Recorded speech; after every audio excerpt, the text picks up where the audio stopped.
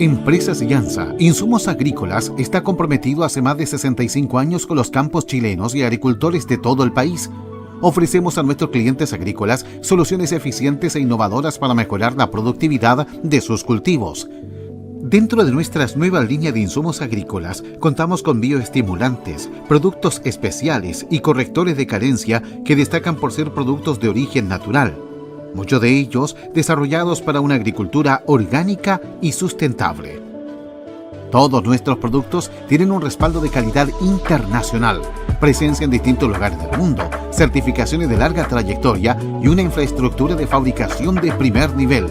Empresas Llanza, alimentamos al mundo con lo mejor de nuestra tierra.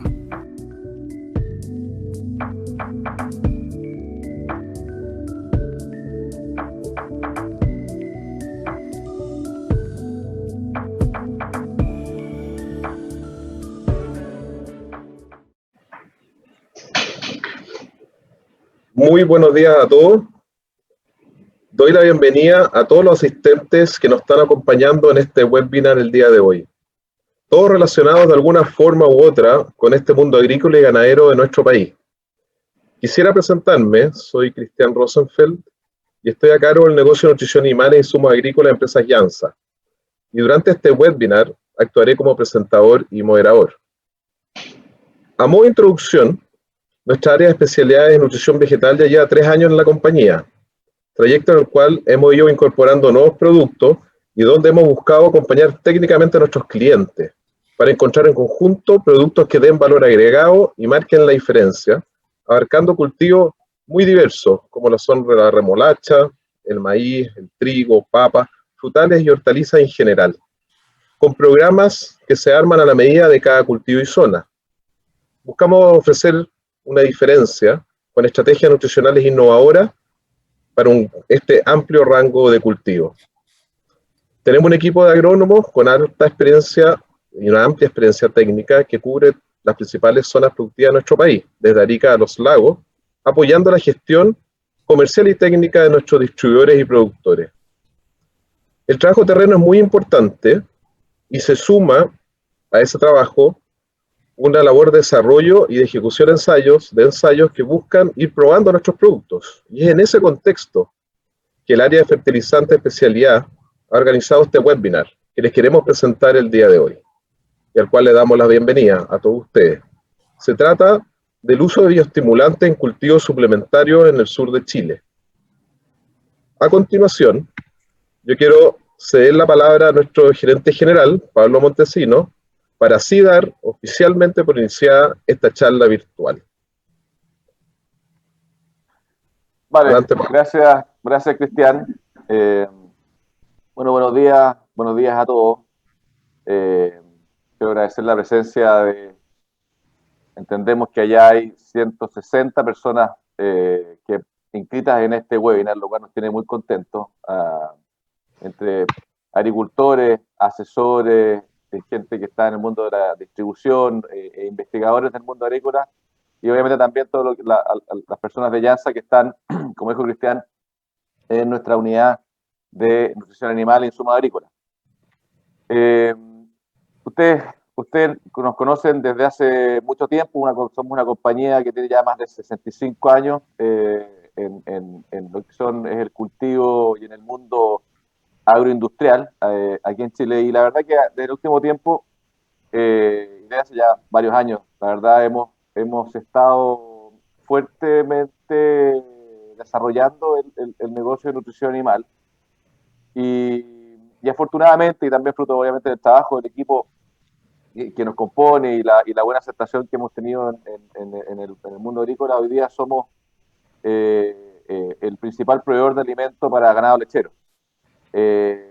Y eso creemos que lo hemos logrado, ¿cierto?, a partir de que hemos buscado maneras de aportar a la actividad, hemos buscado maneras de innovar y generar valor, ofreciendo líneas de productos más innovadoras que vayan adaptándose a las nuevas necesidades del mercado y además vayan incorporando las nuevas tecnologías y los resultados de las investigaciones que tanto nosotros internamente hemos hecho con nuestro equipo de investigación y desarrollo, que lo componen casi 20 personas, además de la investigación que hacemos con gente muy reputada en el mundo de la nutrición animal y en el mundo veterinario y agronómico.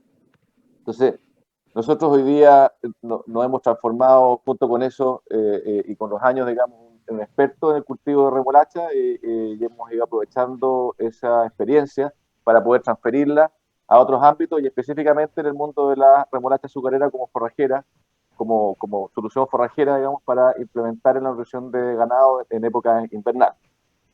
La verdad que los ensayos han dado excelentes resultados y estamos bien contentos de poder mostrarles estos importantes avances. Creo que estos webinars y la comunicación que intentamos como equipo tener con tanto con ustedes como agricultores, con toda si se quiere, comunidad en torno a la nutrición animal, es lo que hace esto virtuoso, de manera que vayamos todos pudiendo mejorar, aprender, incorporar la información de las nuevas investigaciones. Así que quiero agradecer en este sentido especialmente la presencia de Rolando de Manet y de Rubén Pulido, que son dos conocidos investigadores con los que hemos desarrollado colaborativamente todos estos estudios. Y que estoy seguro que en lo que viene hacia adelante van a poder ustedes ver información muy interesante y práctica y aplicable además para lo que queremos comentarle respecto del uso de la remolacha forrajera.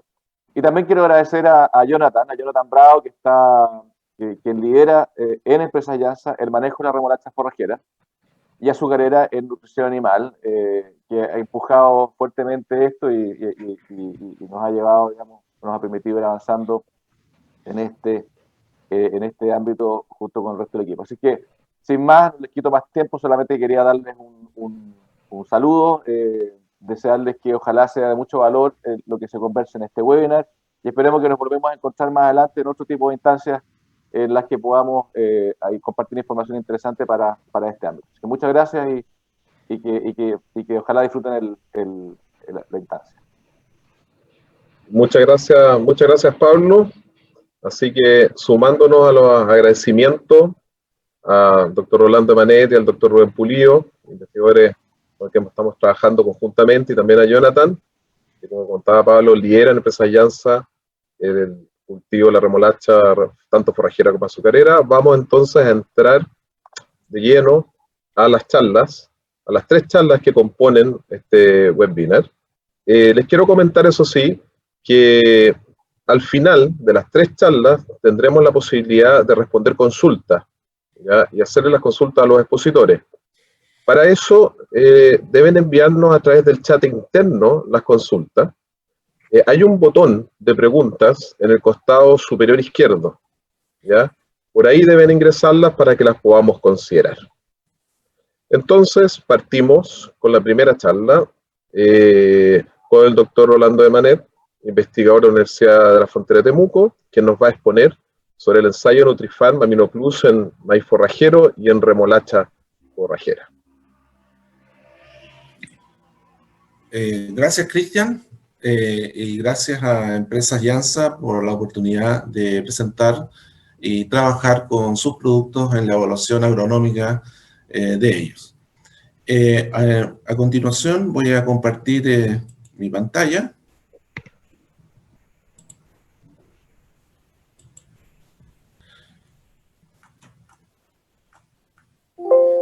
Bien. Mi presentación se refiere al uso de bioestimulantes en el cultivo de maíz para ensilaje y remolacha forrajera, convenio que tenemos la Universidad de la Frontera en conjunto con Empresas Jansa y el área de agroinsumos. Primero tengo que responder una pregunta porque la verdad es que es importante saber qué es lo que son los bioestimulantes para poder entender los resultados que nosotros obtuvimos. En primer lugar, tenemos que decir que los bioestimulantes son productos que contienen sustancias o microorganismos cuya función cuando se aplica a la planta o a la rizófera, a la raíz, es estimular los procesos naturales para mejorar ¿qué cosa? La absorción de nutrientes, la eficiencia de uso, la tolerancia al estrés abiótico y cambiar en parte la calidad nutricional de las plantas. Esto es diferente a lo que puede ser un biofertilizante. Un bioestimulante puede ser, el biofertilizante puede ser un bioestimulante, pero el bioestimulante es cualquier inoculante bacteria aplicado a las plantas con el objetivo de aumentar su disponibilidad y utilización de nutrientes. Pues bien, los bioestimulantes son un grupo de compuestos que no actúan ni como fertilizantes ni como pesticidas, pero tienen un impacto positivo en el rendimiento de la planta cuando se aplican en pequeñas cantidades. Estos productos son un complemento al uso de insumos agrícolas tradicionales como los fertilizantes, enmiendas y pesticidas. Entre los microorganismos beneficiosos considerados como bioestimulantes se encuentran, por ejemplo, los hongos micorrízicos arbusculares, que juegan un rol clave en el rendimiento y nutrición de las plantas debido a su capacidad para mejorar la absorción de minerales. En nuestra región tenemos emprendimientos como Micoactiva, que entrega micorrizas de alto valor y de alto valor biológico y de alto valor agronómico, y es un producto que es considerado un bioestimulante. También se encuentran las bacterias fijadoras de nitrógeno, como el Metalobacterium symbioticum, que se caracteriza por colonizar rápidamente la filósfera, es decir, la hoja de las plantas, y después traslocarse a la raíz. Otros bioestimulantes son también las sustancias húmicas, que de acuerdo se categorizan de acuerdo a su peso molecular y solubilidad en huminas, ácidos húmicos y ácidos fúlvicos, y son constituyentes naturales de la materia orgánica del suelo, resultante de la descomposición de residuos vegetales, animales y microbianos. Las sustancias húmicas han sido reconocidas desde hace tiempo como constituyentes esenciales de la fertilidad del suelo, actuando sobre las propiedades físicas, físico-químicas y biológicas de este, y la mayoría de los efectos de los bioestimulantes de las sustancias húmicas se refieren a mejorar la nutrición de las raíces. Ahora, al grupo que nos convoca hoy día es un grupo muy importante, que son aquellos bioestimulantes que poseen como componente principal los aminoácidos libres, que se pueden aplicar también en mezcla con hormonas y además con sustancias húmicas. Las mezclas de aminoácidos y péptidos se obtienen por hidrólisis química y enzimática de proteínas a partir de sus productos industriales, que pueden ser de origen vegetal o de origen animal. Y las mezclas y sus derivados tienen funciones y que van a ser muy importantes para entender el resultado que nosotros obtuvimos. Primero, estimulan el crecimiento, regulan la absorción, mejoran la absorción y participan en actividades hormonales. También contribuyen, se le atribuyen efectos quelantes de algunos aminoácidos, por ejemplo, como la prolina, que puede proteger a las plantas contra metales pesados y a la movilidad y adquisición de micronutrientes. Glicina y prolina, como constituyentes de los aminoácidos de estos productos, contribuyen a la mitigación del estrés ambiental dada la actividad antioxidante que es conferida por la capacidad de los radicales libres. Por lo tanto, la aplicación de bioestimulantes y protectores de plantas es una práctica adecuada que se incorpora al programa de siembra y producción de algunas especies forrajeras con el objetivo claro de mejorar el rendimiento cuando es sometida a condiciones de estrés y cuando no tiene estrés la planta, mejorar la calidad. Bien, nosotros, ¿por qué trabajamos en la evaluación de estos productos con forrajes suplementarios como el maíz y la remolacha? Porque son forrajes de amplio uso en la zona sur. En primer lugar, el maíz ya tiene desde Temuco al sur más de 15.000 hectáreas, y si incorporamos Los Ángeles ya es mucho más, ¿no es cierto? Y la remolacha forrajera ya va en 3.500 hectáreas. Es decir, hay una superficie muy importante de estos forrajes en la zona sur.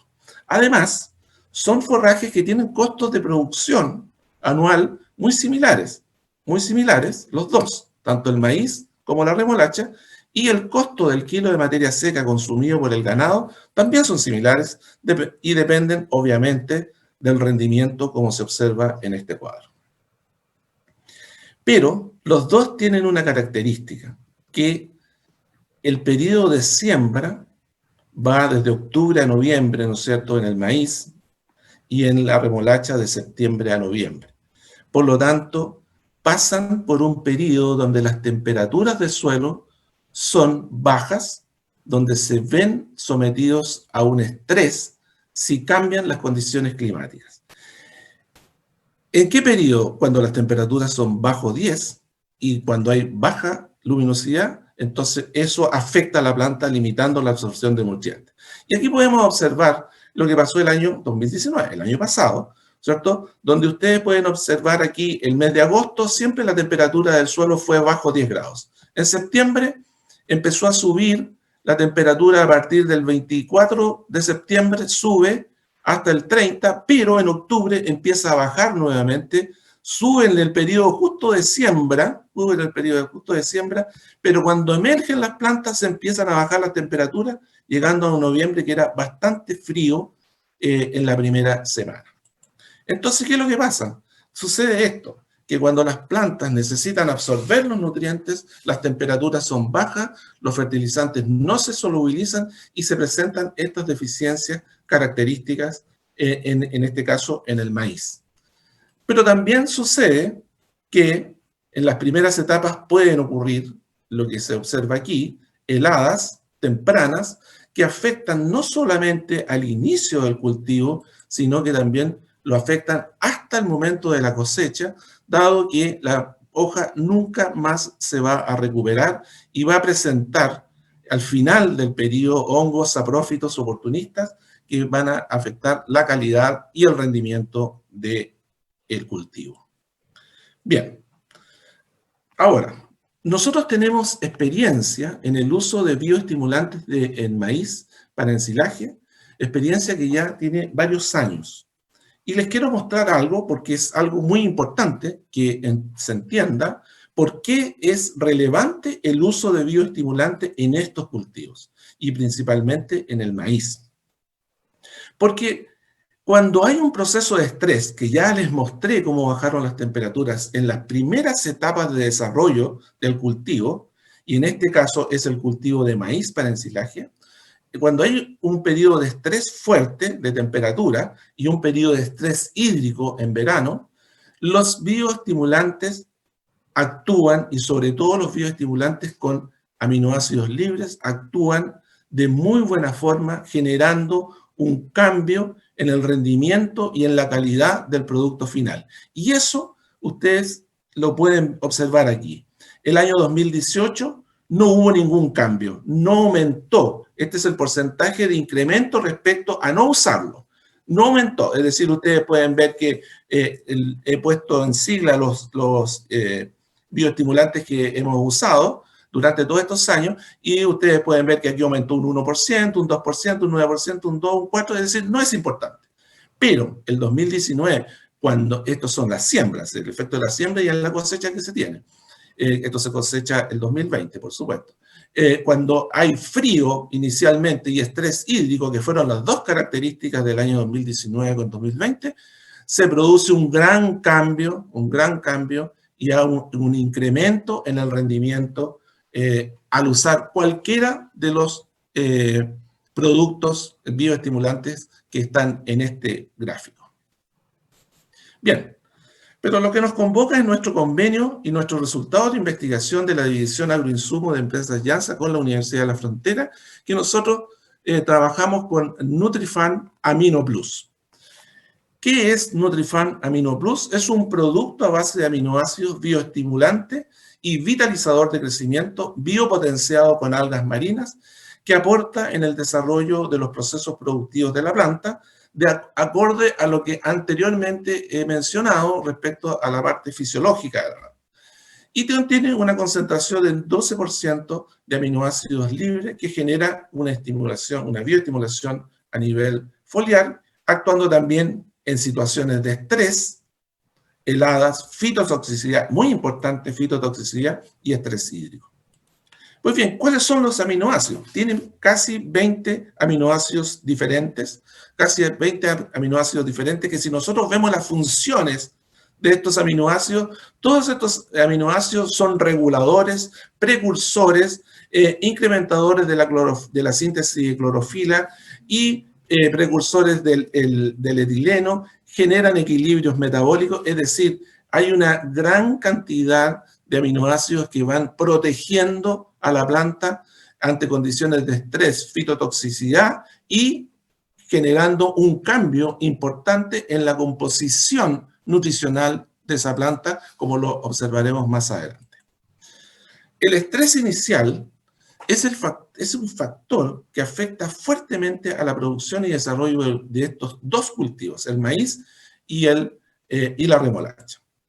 Vamos a partir con la primera evaluación, que fue la evaluación hecha con Nutrifarm, Amino Plus, en el comportamiento productivo del maíz para ensilaje.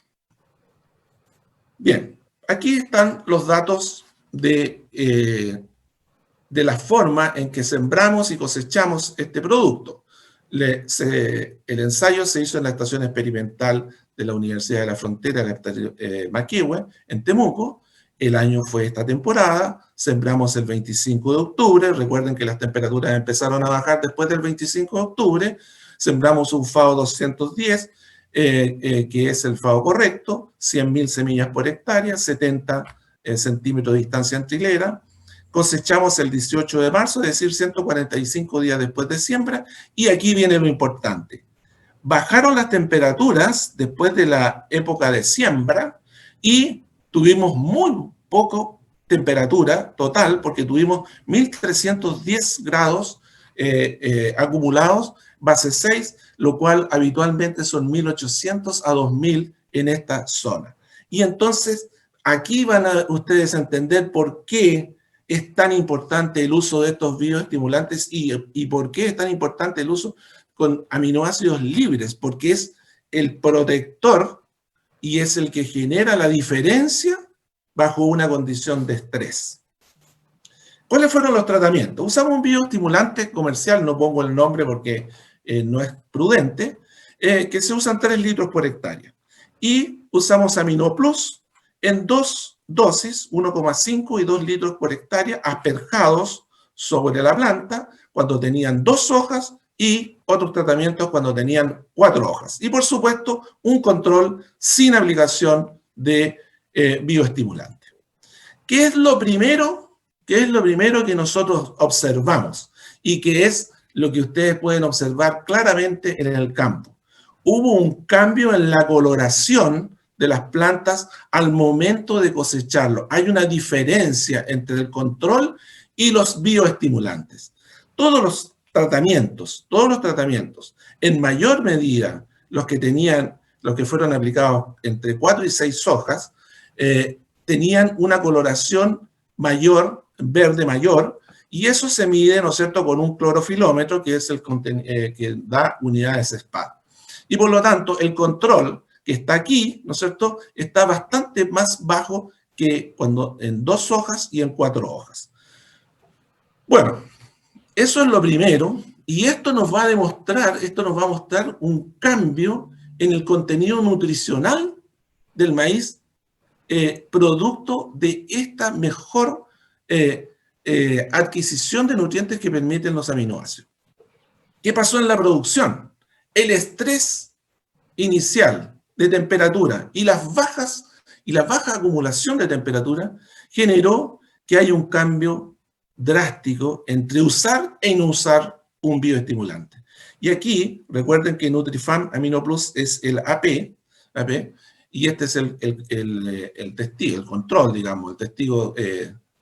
Y aquí pueden ustedes observar que hubo un cambio en 2 hojas y en 4 hojas, donde el mayor rendimiento se logró. Esto es de producción de materia seca a la cosecha para hacer ensilaje, 28 toneladas con 1,5 litros de Nutrifarm Amino Plus, en 2 hojas, y 28,4, un poquito menos, con 1,5 en 4 hojas. Es decir, Y, por supuesto, eso superó al control y superó en los dos casos al otro bioestimulante que hemos usado. Pero, en realidad, los dos bioestimulantes lograron superar al control.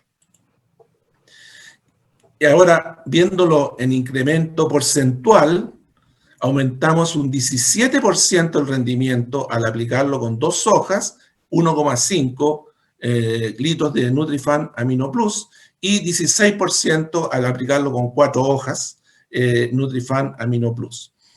Y 12 con 2 litros y 13 con 2 litros, es decir, es suficiente con 1,5. Y lo que está claro, digamos que tenemos un amplio margen para poder aplicar el producto, porque vamos desde las 2 hasta las 4 hojas, es 4 a 6 hojas, 2 a 4 hojas, es decir, tenemos de 2 a 6 hojas para aplicar el producto y para tener el efecto. ¿Por qué en el maíz hay que aplicarlo temprano? Porque los efectos tempranos son muy graves en el maíz, tanto de las bajas temperaturas como de la falta de absorción de nutrientes por baja temperatura del suelo. Ahora, ¿qué pasó en la calidad? Y aquí viene lo que yo les mostré de la clorofila. Miren ustedes, este es el control, esto es proteína cruda, esto es energía metabolizable, la digestibilidad de la FDN, el almidón y la digestibilidad del almidón. Pues bien, si ustedes observan aquí, hubo un incremento en todos los tratamientos con bioestimulantes, hubo un incremento en el contenido de proteína. Hubo un incremento en el contenido de energía metabolizable. Pero donde más hubo diferencia, y eso es porque el stay green de la planta que tiene el bioestimulante, que tiene Nutrifan Amino Plus, es un stay green mayor, se observa que hubo un aumento en la digestibilidad. Pero miren el almidón, sube 2 puntos, aquí sube 3.3 puntos, 3.3 puntos sobre el control. Es decir, hay un importante, y esto es mucha energía. Y lo que es más importante, que aumenta la digestibilidad del almidón. Por lo tanto, los productos que tienen aminoácidos, y en este caso el que estamos evaluando, que es Nutrifan Amino Plus, ejerce un efecto sobre el rendimiento y sobre la calidad. Eso nos hace mostrar que todos los tratamientos que incluyeron el aminoácido presentaron una mayor producción y calidad. Y en siembras donde las condiciones climáticas generan estrés a las plantas de maíz, yo creo que es absolutamente necesario considerar las aplicaciones de estos aminoácidos como opciones de protección y mantención del rendimiento y calidad del forraje. Está claro que si hay estrés, el resultado es espectacular, pero si no hay estrés, no es espectacular en rendimiento, pero sí hay un pequeño cambio en la nutrición. Este ensayo, finalmente, demuestra una vez más que la aplicación de estos productos deben siempre estar incorporadas en los planes de producción del cultivo del maíz. ¿Por qué? Porque en realidad es un seguro que tiene el productor, es un seguro, y es no es absoluto, porque indudablemente si viene una helada severa, el producto no lo va a proteger al 100%, pero sí va a tener una mejor defensa. Pero si vienen temperaturas bajas sin heladas, el producto va a actuar y va a tener un mejor rendimiento y una mejor calidad finalmente. Bien, eso es el maíz para ensilaje. Nuestra segunda evaluación se refiere ahora al uso de Nutrifan Amino Plus en el comportamiento productivo de remolacha forrajera. Bien, ¿qué es lo que hicimos aquí? En conjunto con Alejandro de Llanza, ¿no es cierto? Hicimos un ensayo en un campo de productor en la zona de Río Bueno, Fundo El Torreón, y hicimos nuestro ensayo en la estación experimental para tener el comparativo. Los dos se hicieron la temporada pasada, se usó el mismo cultivar, Jerónimo. En Temuco se sembró el 4 de noviembre y en Río Bueno el 26 de octubre. Las dosis de semilla por maquinaria fueron 120 en el caso del Torreón y 120.000 y 100.000 en el caso de la universidad, que es más preciso, ¿no es cierto?, porque es sembrada a mano. las distancias fueron las mismas, pero tuvimos 3 épocas de cosecha en Temuco. No pudimos hacer una tercera época de cosecha en Río Bueno por las razones que son claras, ¿no es cierto? Y los días de siembra cosecha en Temuco fueron 190, 219 y 252, y en Río Bueno 214 y 248 días de siembra a cosecha. Recuerden que la remolacha forrajera es destinada a pastoreo y pastorea durante todo el invierno, por lo tanto, por eso nosotros necesitábamos ir analizando cómo iba evolucionando el producto a través del tiempo. ¿Cuáles fueron los tratamientos que nosotros hicimos? Los mismos tratamientos anteriores. 1,5 de Nitrofan Amino Plus y 2 de Nitrofan Amino Plus, aplicados entre 2 y 4 hojas y entre 6 y 8 hojas. Esos fueron los estados fenológicos, más el bioestimulante control, que es el mismo, y el control 00, que no tiene bioestimulante. Muy bien. Veamos en Río Bueno qué es lo que sucedió. Primero vamos a ver la producción de materia seca. Cosechamos en 2 épocas, el 27 de mayo y el 30 de junio. Aquí están 2 a 4 hojas, los tratamientos de 1,5 de Amino Plus y 2 de Amino Plus, y acá de 6 a 8 hojas, 1,5 y 2 de Amino Plus. Veamos el control. Este es el control de la primera fecha. Podemos observar que en realidad hubo diferencias significativas entre el control y aplicado en 2 hojas, pero las diferencias mayores se generaron en 6 hojas, como ustedes pueden ver aquí. Esta es la primera fecha. Y en la segunda fecha hubo diferencias nuevamente en 2 hojas, pero fue mayor con 6 hojas. Y eso tiene que ver con algo muy importante. Yo le mostré la temperatura. Tiene que ver con algo muy importante, que la remolacha es menos exigente en términos de temperatura que el maíz respecto a las bajas temperaturas. Es más rústica que el maíz. Y por eso sus respuestas son diferentes. Ahora, ¿qué sucedió, digamos, con esto? Es que en realidad en la remolacha demuestra claramente que hay que retrasar un poco la aplicación del producto, porque es una planta que tiene mucho más días desde la siembra a la cosecha, mucho más días. Bien, aquí podemos ver el incremento porcentual promedio de las 2 fechas en Río Bueno. El bioestimulante control tuvo con 2 hojas un 1% de incremento, pero con 1,5 de Amino Plus Nitrofan, 11%, y con 6 hojas, 22% con 6 hojas Amino Plus Nitrofan, Nitrofan Amino Plus, perdón, con 1,5 litros. 2 litros no generaron un cambio en ninguna de las 2 épocas de aplicación. Fue suficiente con 1,5 litros. Bien, pero ¿qué pasó con la calidad? La calidad, en este caso, es totalmente distinto, no es totalmente distinto, pero son parámetros diferentes. La proteína no subió. Al contrario, digamos, en algunos casos bajó. La energía metabolizable sí subió, sí aumentó. Pero lo que más aumentó respecto al control fue el contenido de azúcar. El contenido de almidón, bajó la lignina y la digestibilidad de la FDN subió. Ahora, esto muestra que el efecto real en este caso en Río Bueno, del producto, generó un efecto más importante en la calidad que en el rendimiento, a pesar de que 22% de incremento es alto, pero observen ustedes los cambios que hay en los parámetros de calidad de la remolacha. Muy importante. En Temuco fue distinto. En Temuco, ¿qué pasó con el rendimiento? En Temuco tenemos 3 fechas. El rendimiento, vamos a ver, este es el control, la primera época. El 1,5 de Amino Plus aumentó, con 2 de AminoPlus aumentó en 2 hojas. Y acá con 1,5, en el caso de AminoPlus no hubo un aumento y con 2 hubo un aumento. Es decir, totalmente distinto a lo que pasó anteriormente. ¿Pero por qué?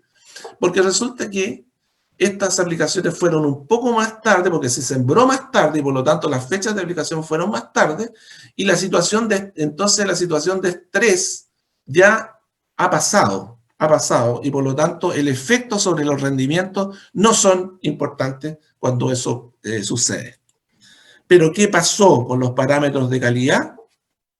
La proteína, prácticamente un puntito de diferencia, no es mucho eso.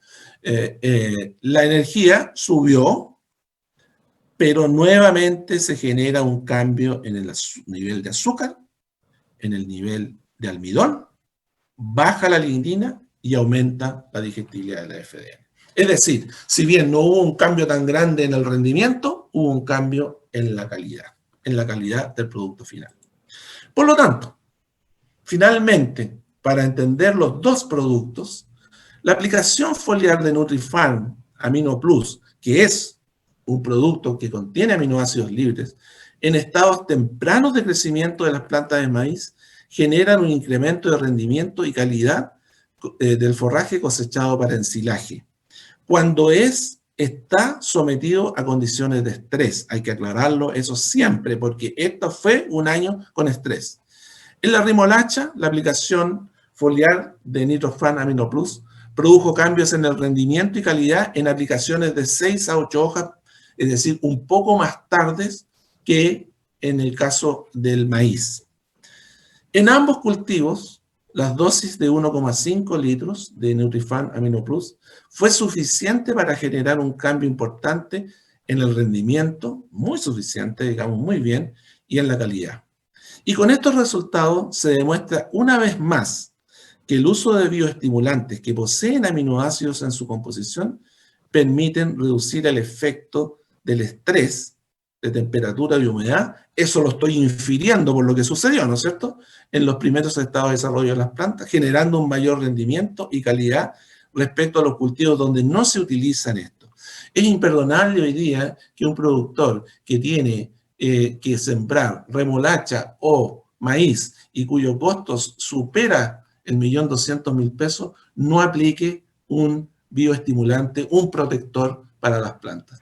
Porque en realidad, en el peor de los casos, no va a tener ningún efecto, digamos, en el rendimiento, pero sí en la composición nutricional. Y en el mejor de los casos, va a tener un efecto en el rendimiento y en la composición nutricional de las plantas.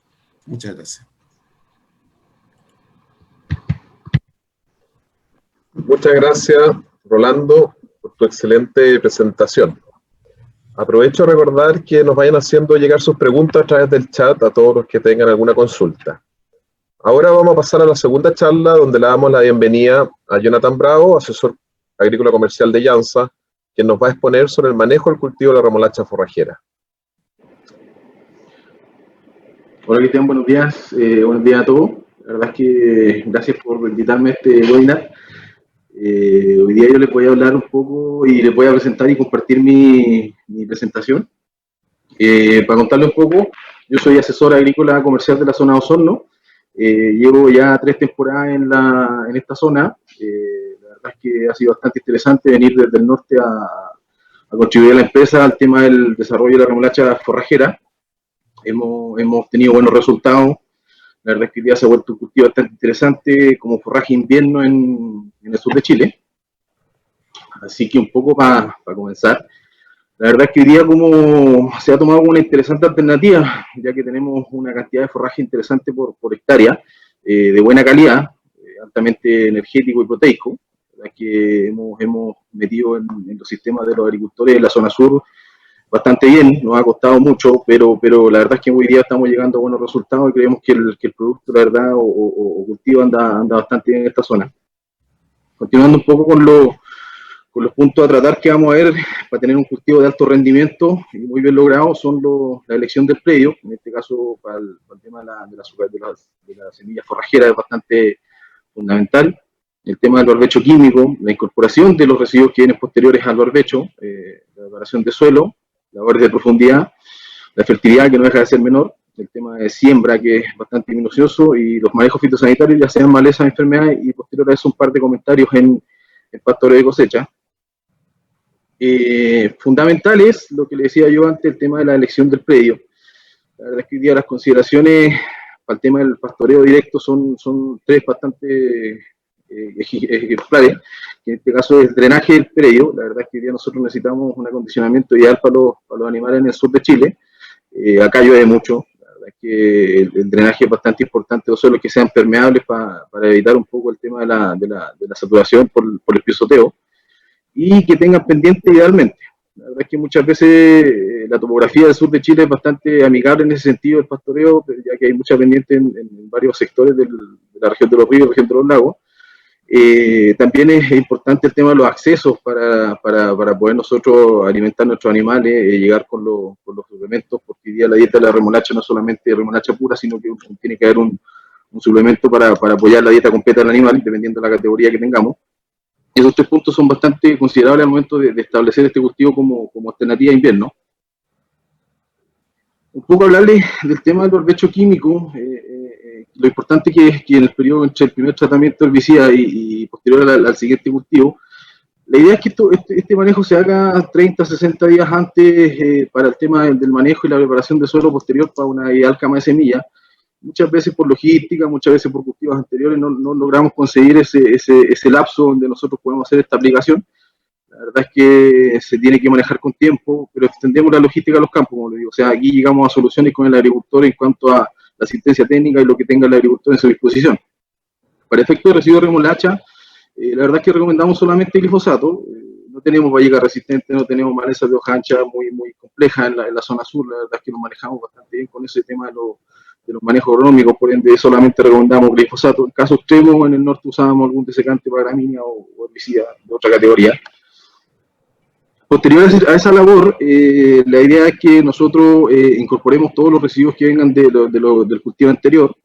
La verdad es que acá donde nosotros nos topamos muchas veces con empastadas, la verdad es que romper una empastada y diluir una empastada es muy difícil. Como les vuelvo a repetir anteriormente, el agricultor muchas veces quiere ocupar hasta última instancia su recurso disponible.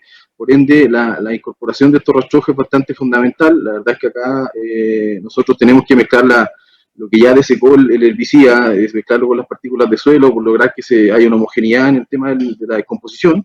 La podemos ayudar muchas veces con un poco de nitrógeno a descomposiciones y necesitamos que haya contacto entre los residuos y la materia orgánica del suelo, para que esto se descomponga y tenga más amigable mi preparación de suelo al momento de mi siembra. Entonces, es fundamental esta labor. La verdad que está su foto acá. Hoy día todas las fotos que ustedes ven en la presentación son del sur. La preparación de suelo, partiendo por este ítem, consiste en que las operaciones tienen que ser lo más sensatas, lo más amigables al momento de yo posicionar mi semilla en el cultivo. La verdad es que acá una foto de una sembradora con un suelo muy bien mullido. La verdad es que nosotros le exigimos mucho a estos equipos, por ende necesitamos un acomodamiento o digamos un posicionamiento del equipo ideal para el suelo de la máquina, tiene que ser muy bueno. Nosotros somos muy exigentes en ese sentido, la verdad es que fiscalizamos bastante la preparación de suelo y queremos que sea así. Y por lo más damos asistencia técnica en ese sentido. Un poco hablándoles de la preparación de suelo, la verdad es que aquí tenemos dos labores bastante prácticas que hoy día se realizan a lo largo de Chile en el tema del cultivo de la remolacha, o ya sea otros cultivos demandantes como la papa o el maíz. La verdad es que las labores verticales, tenemos equipos Cincel, Artigrio, Ortara, que son equipos que profundizan bastante. La idea es que una vez que nosotros incorporemos los rastrojos, ocupemos estos equipos. La verdad es que por beneficio del suelo, se lo hacemos más permeable, lo hacemos más amigable a la cantidad de agua que puede compenetrar en el tema del invierno. Por ejemplo, acá los inviernos son muy crudos, llueve mucho en junio, julio, agosto. Entonces entramos tarde a preparar suelo. La verdad es que nosotros deberíamos entrar a preparar suelo bastante temprano para evitar todos estos problemas posteriores. La verdad es que hoy día podemos complementar estas dos labores. La idea del tema de la arada vertedera también es un recurso bastante aceptable y utilizable. Hoy día la arada vertedera me permite a mí bajar bastante y considerablemente la carga de maleza, lo que me hace que mis controles posteriores sean bastante buenos. Es recomendable que ocupemos el arado, la verdad es que es un equipo que anda bastante bien y, como les digo, economizamos productos posteriormente al cultivo, o sea, lo hacemos más amigable al bolsillo en definitiva.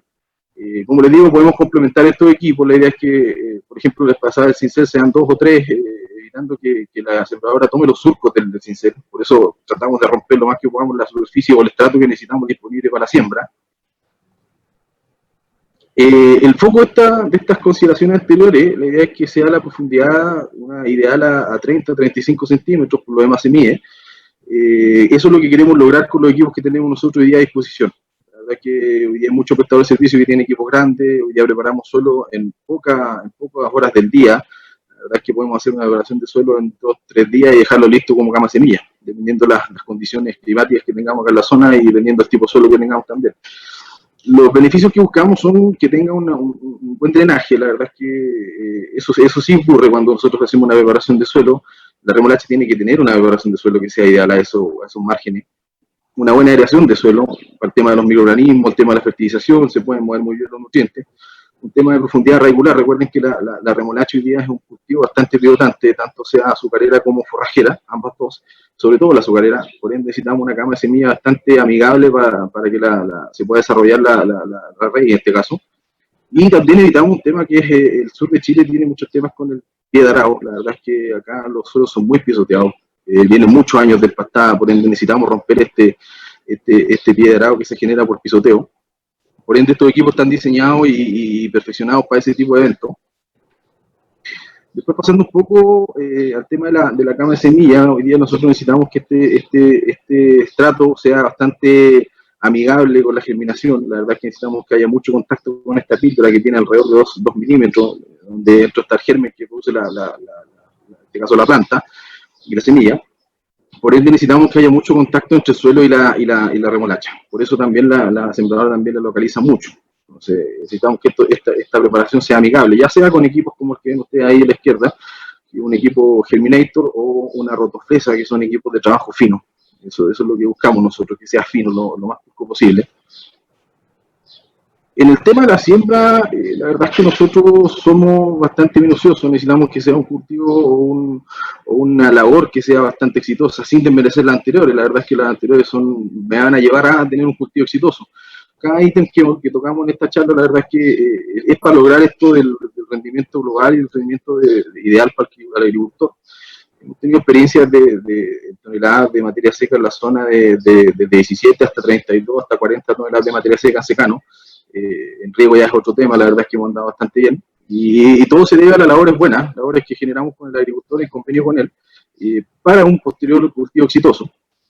En este caso la siembra, como les comentaba anteriormente, la verdad es que tiene que ser muy exitosa y delicada. Hoy día trabajamos con equipos de precisión, como el que viene a la derecha usted, que es un equipo que en este caso hace 3 trabajos al mismo tiempo, que en definitiva lo que hace es localizar la mezcla que nosotros necesitamos para nuestro cultivo, que demande la fertilidad, localizar el superfosfato triple y más encima localizar la semilla a una cierta distancia como nosotros la queremos y a una cierta profundidad.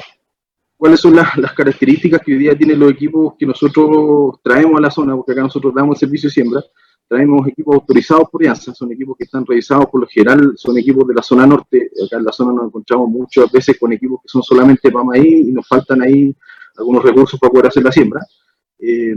Los equipos, como les recordaba, son autorizados por IANSA, que hay gente competente que los revisa y los certifica. Cada máquina tiene su ticket ahí de visto bueno de cada temporada.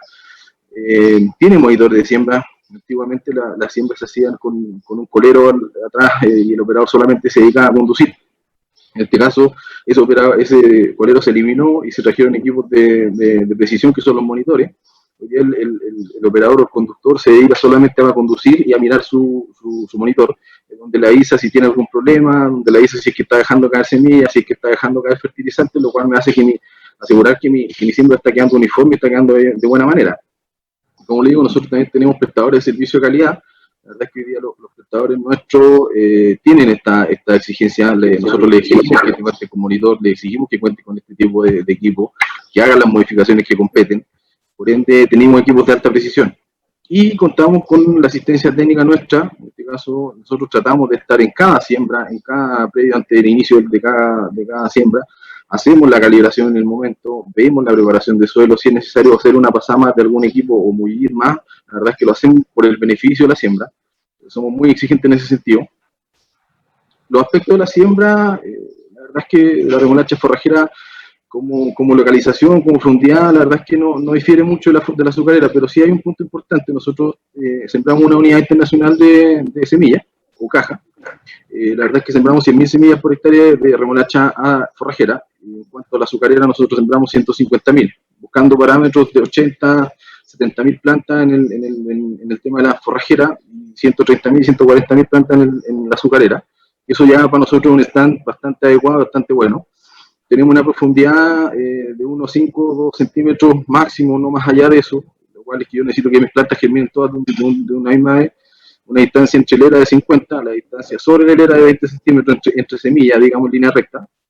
Nosotros vemos que la velocidad adecuada de la siembra es de 5 kilómetros, la verdad es que con los equipos Gaspar, los Monocen, llegamos a esas velocidades, pero hoy hay equipos nuevos como la Base Star Tempo, que son equipos con otro tipo de tecnología, muy localizadoras de fertilizantes de semillas, pero la verdad es que recomendamos que sea algo más minucioso y más lento, para hacer más homogéneo la siembra en este caso. La localización de fertilizante también la logra la máquina con los discos profundizadores. La idea es que la mezcla esté a 4 a 6 centímetros bajo la semilla. Recuerden que la remolacha es una raíz pivotante. Y el superfosfato triple puede quedar en contacto directo con la semilla. No pasa nada en ese sentido. Un poco hablando de la fertilidad y la nutrición del suelo, o sea, de los requerimientos de la remolacha, tenemos los macros que son fósforo, potasio, azufre. El fósforo, nosotros todo esto lo tenemos ya medido, tenemos publicaciones, el equipo de investigación y desarrollo ha hecho un trabajo interesante acá. Nosotros nos regimos mucho las recomendaciones técnicas de parte de ellos. Es que nosotros no recomendamos nada que no sea para remolacha y las mezclas también es un tema de eso. Buscamos lo similar, buscamos equilibrar las mezclas de mercado, pero tratamos de recomendar lo más pulpo posible a la necesidad del cultivo. Hoy ya tenemos un fósforo que la verdad es que las unidades de demanda van de los 150 a 450 unidades por hectárea, dependiendo del análisis de suelo. El potasio entre 60 y 120 y el azufre lo mismo, 60 y 120. Acá la cal también se vuelve un factor interesante. La verdad es que acá en los suelos hay mucha política o poca política del tema del uso de la cal, la verdad es que la recomendamos mucho. A medida que nosotros vamos aplicando cada año continuamente, la verdad es que hoy día generamos solamente mantenciones, no necesitamos aplicar 5 o 6 toneladas al predio. La idea es que buscamos regular el pH, la verdad es que los parámetros aquí en la zona son promedio 5,5, un suelo muy bastante ácido, entonces por lo general los nutrientes cuesta que la planta los extraiga, bajar la incidencia del aluminio en ese caso para la disponibilidad de la fertilidad del suelo, o la fertilidad de la mezcla que nosotros estemos usando. Y la remolacha es muy sensible a la acidificación de los suelos, o sea, ideal 6, 6,5, anda bastante bien. El tema de los microelementos, la verdad es que ha sido bastante relevante aquí en la zona. Yo no tenía mucha costumbre de ver o tocar estos microelementos.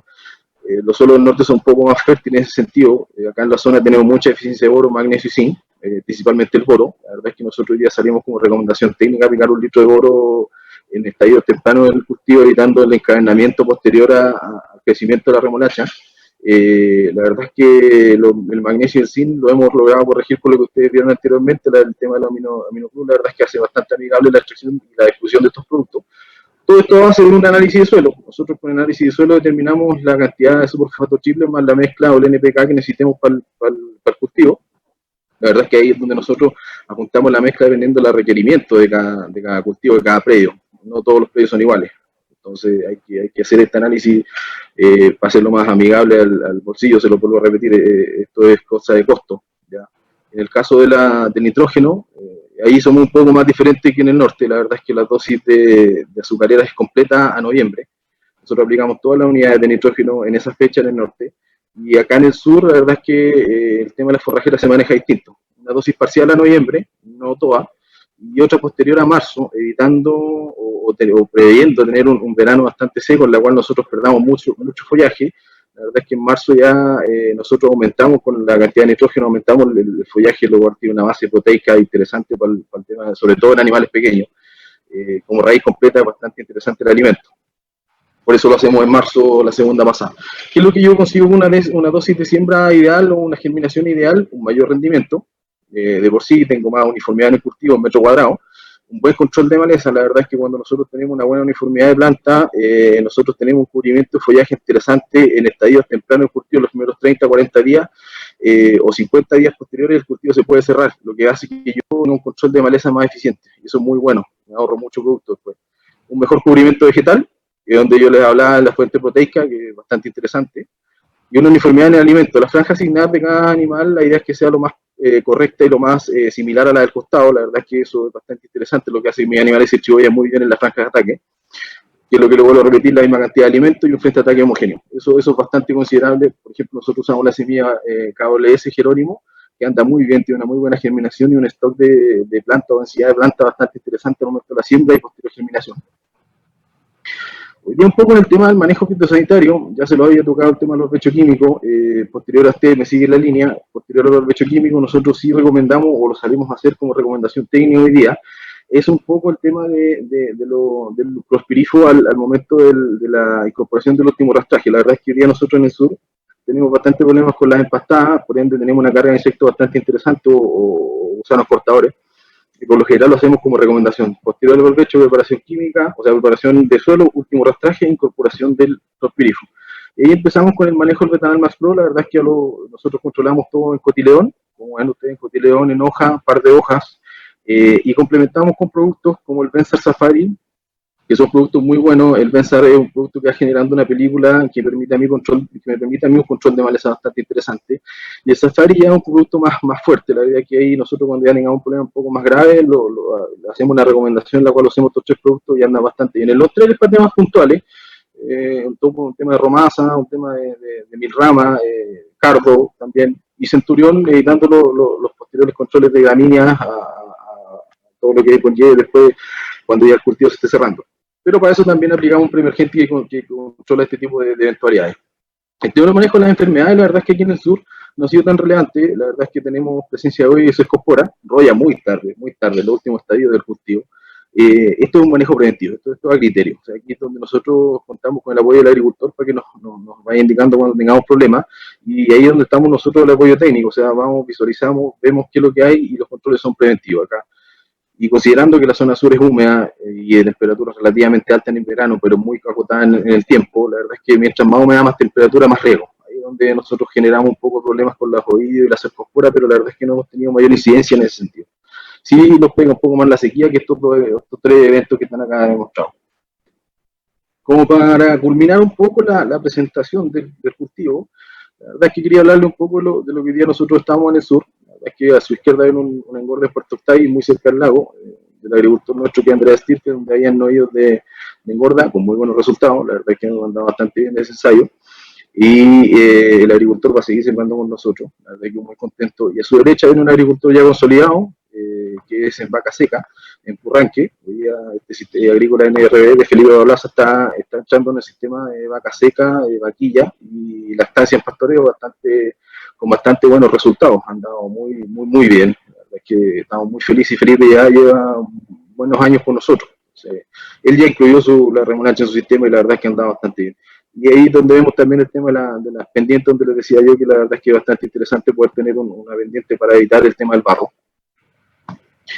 El tema de la cosecha hoy día en el sur se ha hecho bastante interesante. La verdad es que usamos variedades azucareras, en el cual estamos hoy día en dieta en estabulado, en pilot, hemos tenido en engordas, en vacas estabuladas también, y ahí es donde estamos viendo. Estas fotos son en Chile, ¿eh? La verdad es que la máquina a la izquierda, a lo mejor ustedes la pueden ver, y si esta máquina está en Chile, está acá en Río Bueno, de José Manuel Grop, y ahí está haciendo una cosecha para un agricultor nuestro que es Carlos Beren, que están incluyendo un reemplazo parcial de dieta de energía con remolacha, y se ha vuelto bastante interesante. Hoy día la proporción de materia seca de la azucarera es bastante más abultada que la forrajera, con rendimiento bastante más aceptable y bastante diluyendo más el precio, la verdad. Y a su derecha ven Futamac o Futahuente en este caso, que es Río Bueno, Manuel Grop, donde ahí es donde iniciamos el tema de la azucarera con José Manuel, su hijo. Y la verdad es que él también hoy ya tiene la tecnología de la cosecha, la pala, y esto se ha vuelto interesante para él, y la verdad es que tampoco lo va a seguir sacando de su dieta. Así que se ha vuelto una alternativa la remolacha azucarera también, pero nosotros seguimos impulsando las ambas dos variedades. La verdad verdad es que hemos andado bastante bien como empresa y tenemos el apoyo técnico de KWS en el tema de los consumos y la alimentación, tanto así como la división de nutrición animal nuestra y Insumos Agrícolas que participamos de este ente.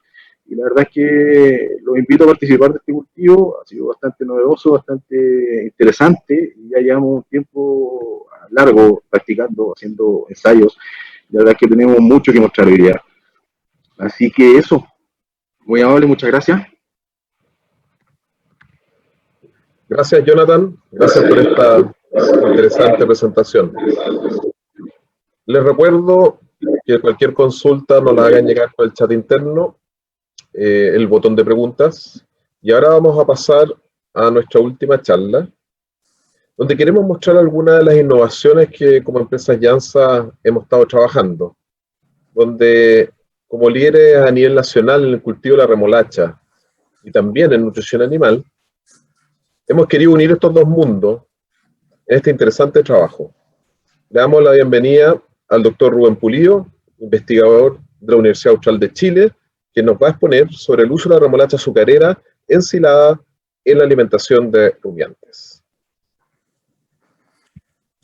Muy bien, buenos días a todos. Muchas gracias, Cristian, por la presentación. Agradezco a Empresas Jansa por esta oportunidad de compartir, ¿cierto?, la investigación que hemos realizado en conjunto entre Jansa y la Universidad Austral de Chile. Voy a subir la presentación.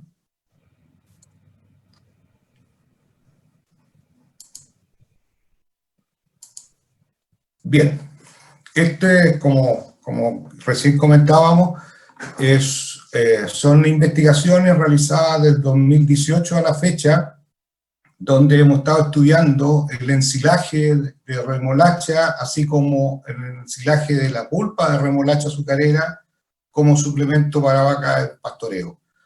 Esto, bueno, como ustedes pueden ver, es una larga lista de nombres que han participado en estos experimentos. Obviamente son alumnos tanto de pre como de posgrado y también colegas que han trabajado, ¿cierto?, como parte del equipo del grupo de trabajo. En este caso surge, ¿cierto?, la importancia de la suplementación. Nosotros sabemos que en esta diapositiva que queremos mostrar que la cantidad y calidad del alimento es variable, ya lo señalaba claramente Rolando, digamos, la necesidad de tener suplementación para nuestros animales, ¿cierto?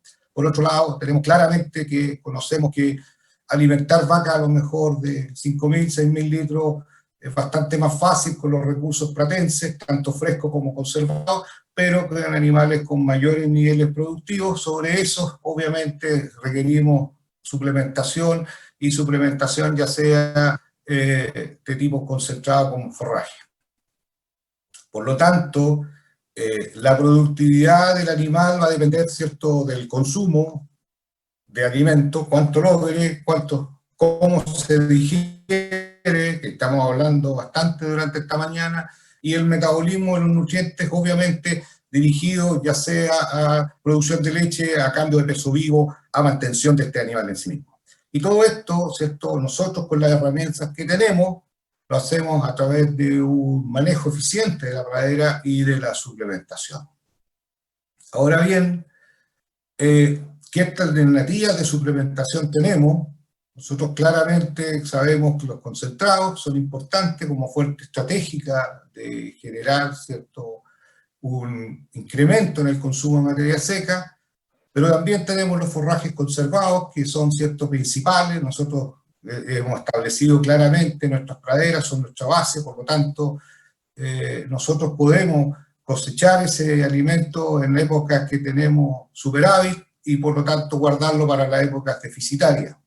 Los cultivos forrajeros, una importante oportunidad de generar, ¿cierto?, dentro del sistema lechero, producir incremento de materia seca durante el año, ¿cierto?, que no lograríamos solo con pradera, y por lo tanto nos ayuda a intensificar y obviamente solucionar los problemas de deficiencia de la pradera, tanto en las condiciones de primavera como en época restrictiva. Perdón.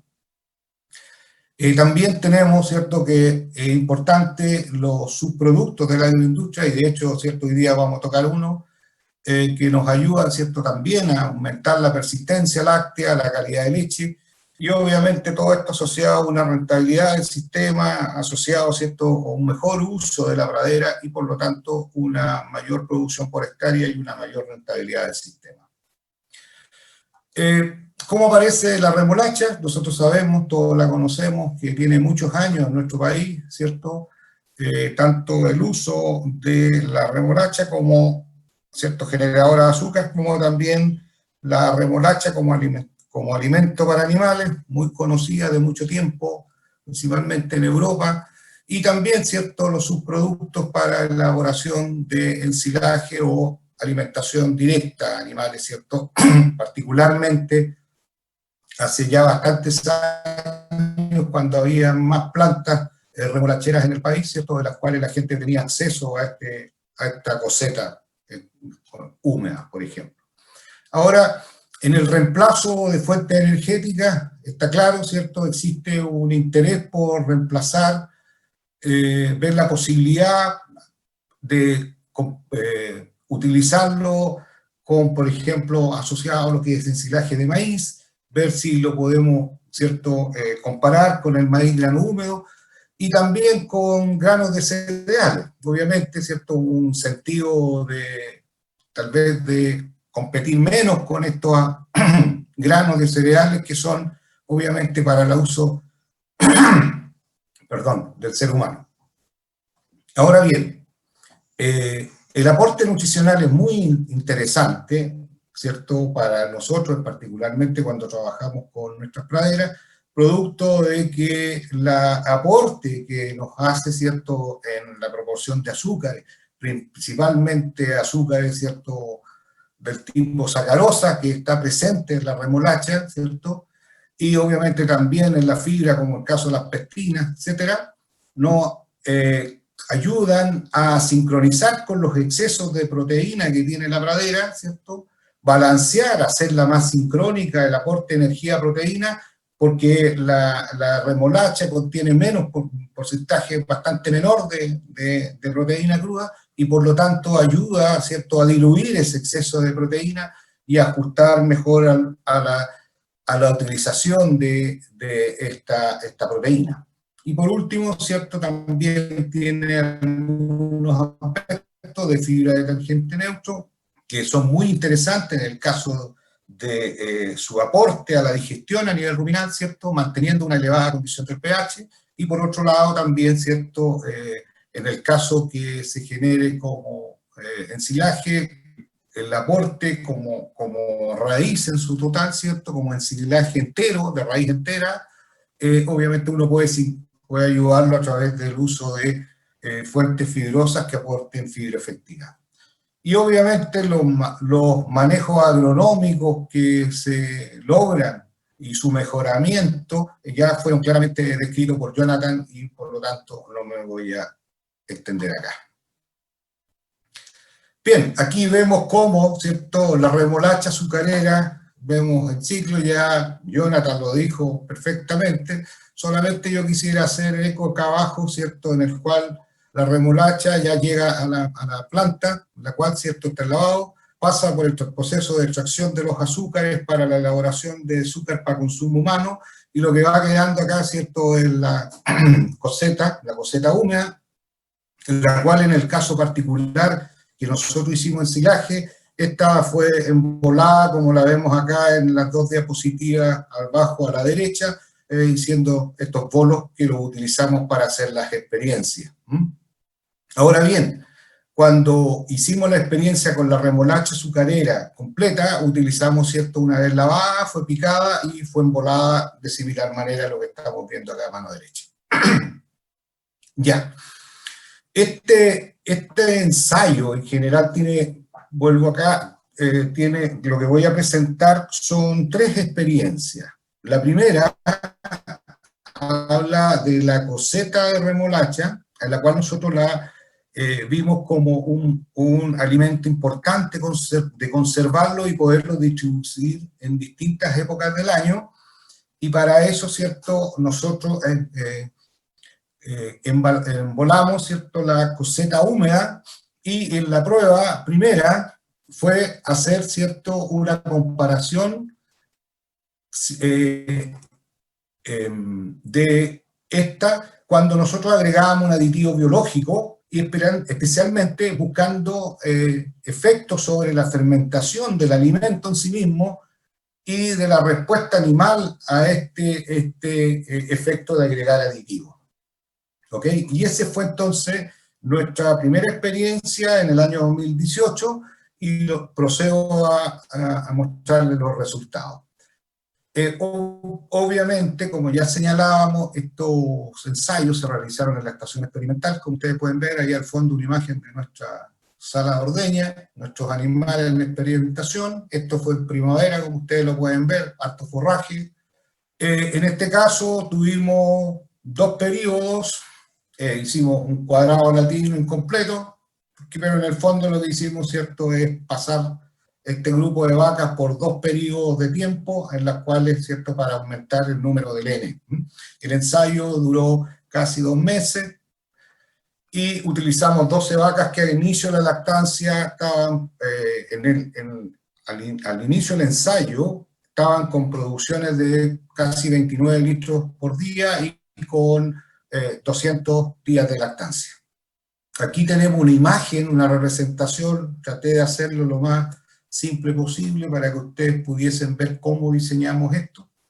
En general, las 12 vacas las asignamos en el fondo en bloques, ¿cierto?, de grupos de 6 vacas cada uno, lo más uniforme para no tener, ¿cierto?, diferencia de ningún tipo, y los tratamientos consistieron en entregar diariamente 6,25 kilos de ensilaje de coseta húmeda, ¿cierto?, uno con aditivo y otro sin aditivo, 4 kilos de concentrado, una parte la entregábamos en la sala de ordeña en la mañana y otra parte igual en la ordeña de la tarde, y el resto lo agregábamos junto con el ensilaje, como les voy a señalar, suplementación mineral, y ofrecíamos una oferta diaria de pradera a las vacas de 21 kilos al día, ya a objetivo de tener un cierto consumo que ya por experiencia sabíamos cuánto podía ser,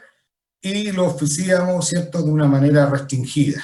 ¿Ya? Lo que buscábamos, obviamente, y lo que busca uno en un experimento de este tipo, es que el efecto del tratamiento sea el que evaluemos y que no sean los otros. Por lo tanto, hay que darle ojalá el mayor peso posible al efecto del alimento que buscamos comparar, y en este caso obviamente eran los ensilajes. ¿Qué medimos los animales?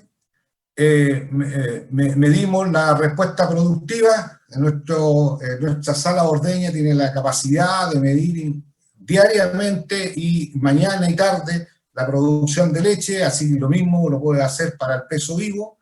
Tomamos muestras en cada uno de los periodos de leche para enviarla, en este caso, a su análisis respectivo para medir concentración de proteína, grasa y urea, y medimos el consumo de alimentos. Y aquí me voy a tener un segundito para que entendamos. El consumo de alimentos, ¿cierto?, es fundamental en este caso para poder tener respuesta a lo que ocurrió.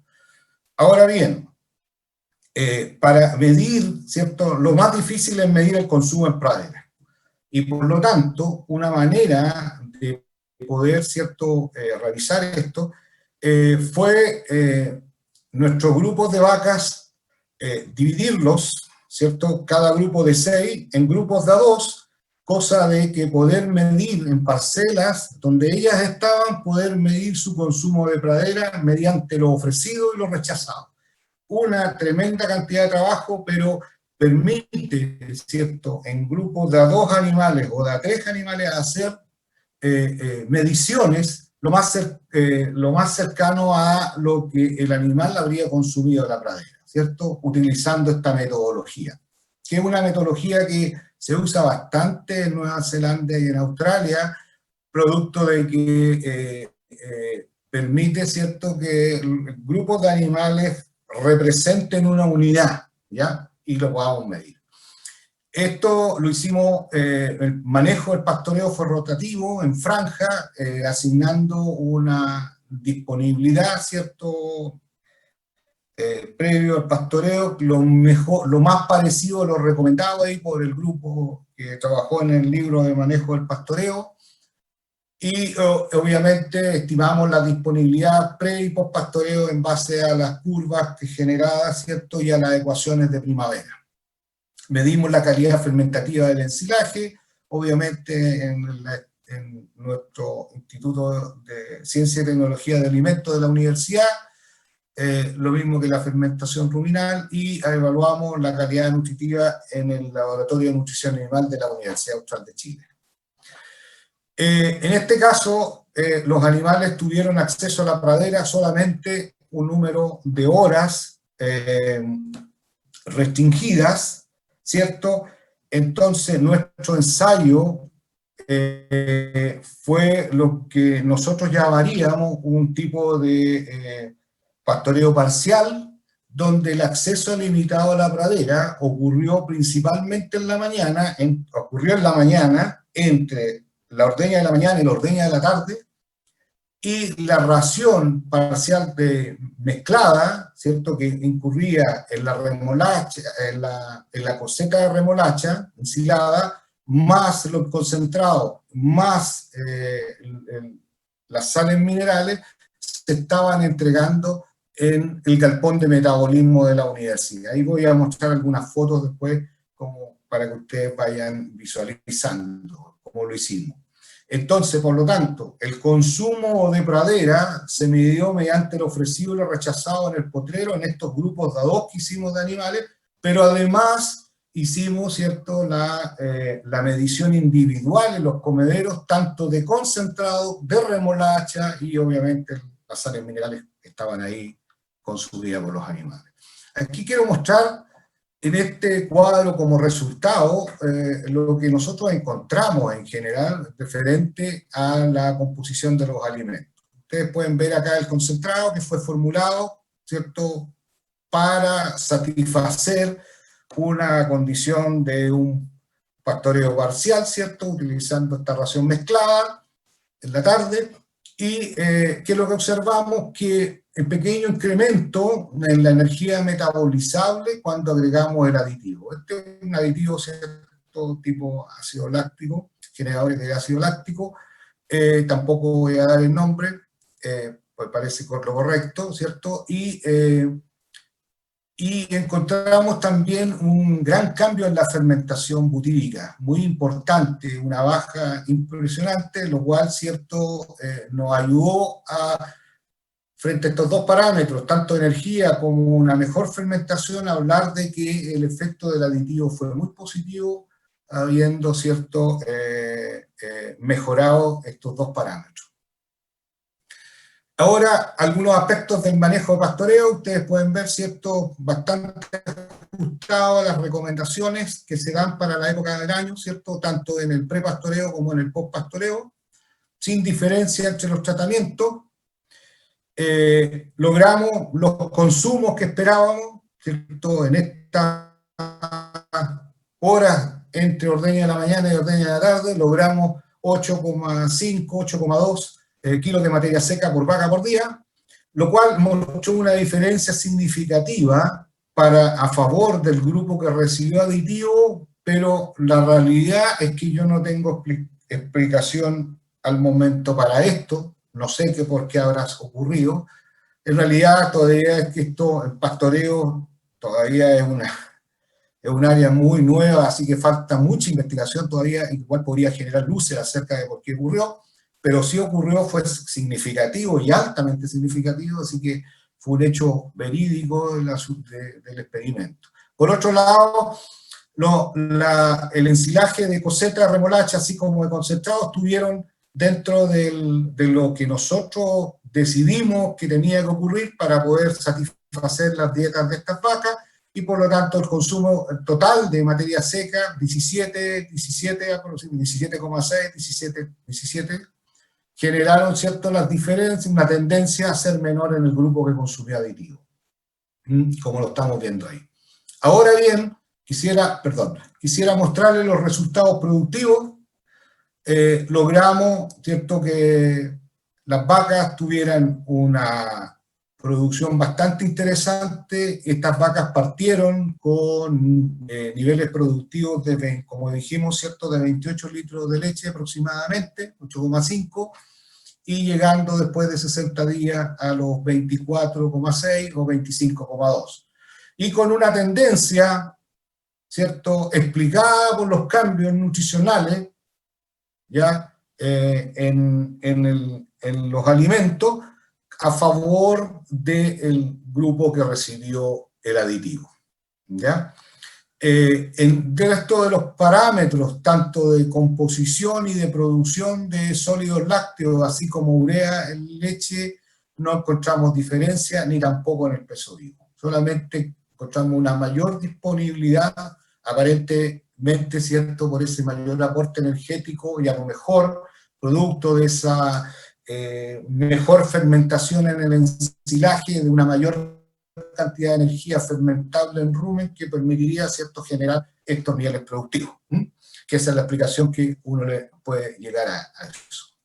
El segundo experimento que les quisiera mostrar, que fue bastante más corto, este tuvo una duración de un mes, fue el año pasado, en septiembre, donde quisimos ver si esto, del agregar el aditivo biológico, ¿cierto?, y un absorbente en este caso, que fue la coseta seca, al ensilaje ahora de la raíz de la remolacha.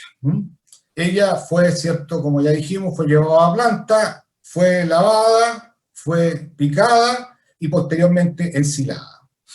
Y hicimos unas pruebas para ver, ¿cierto?, los efectos del aditivo biológico sobre la fermentación, en este caso del ensilaje, y en el rumen de las vacas.